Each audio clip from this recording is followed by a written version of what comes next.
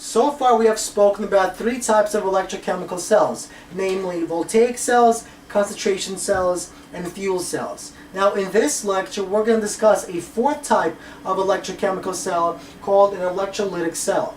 Now electrolytic cells are electrochemical cells that are supplied with an outside source of electrons, which allows reactant-favored redox reactions to occur.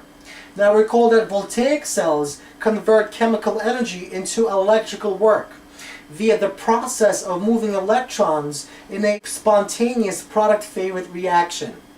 So unlike voltaic cells, electrolytic cells do the opposite. They use up electrical work to power reactant-favored non-spontaneous reactions. Now let's look at an example. Let's look at the decomposition of molten sodium chloride.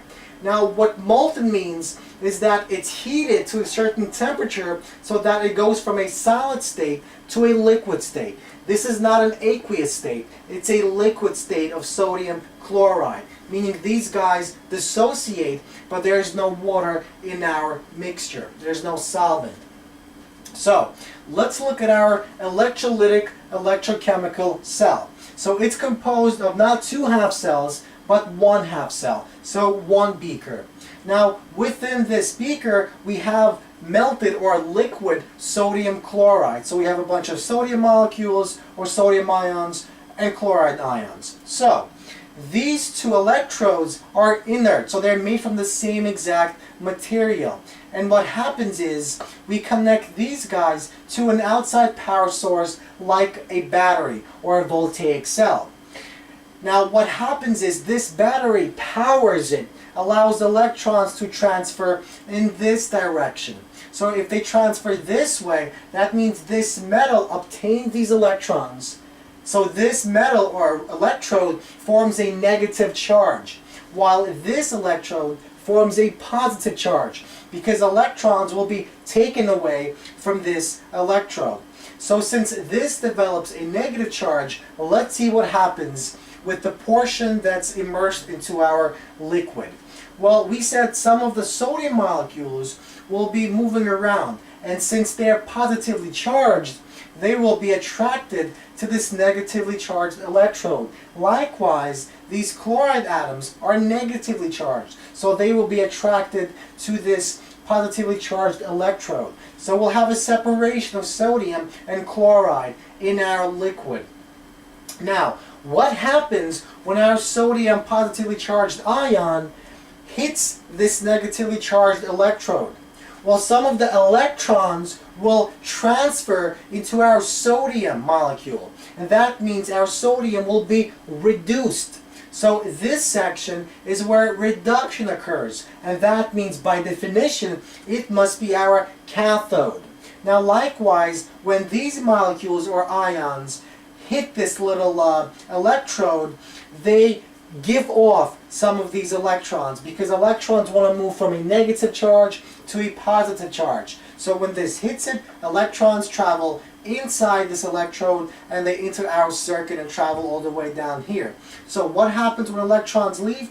Well, this guy is oxidized into diatomic gas, and so it evaporates into our environment, and this is where oxidation takes place. And so by definition, this guy is our anode. So notice two important differences between voltaic cells and electrolytic cells. So our cathode in this situation is negative and our anode is positive. But in voltaic cells, it's reverse. Our cathode is positive and our anode is negative.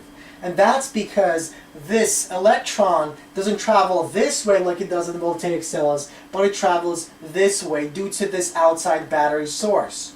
Another important difference, obviously, is the fact that in electrolytic cells, we have outside battery source. We have an outside power source. But in this voltaic cells, we don't have it. Now, so let's look at the oxidation reaction that occurs in our anode. So, two of these molecules, two of these ions, give off those two electrons forming our diatomic gas molecule. And this diatomic gas molecule evaporates into our environment. Now let's look at our reduction reaction. This reduction reaction occurs in the following manner.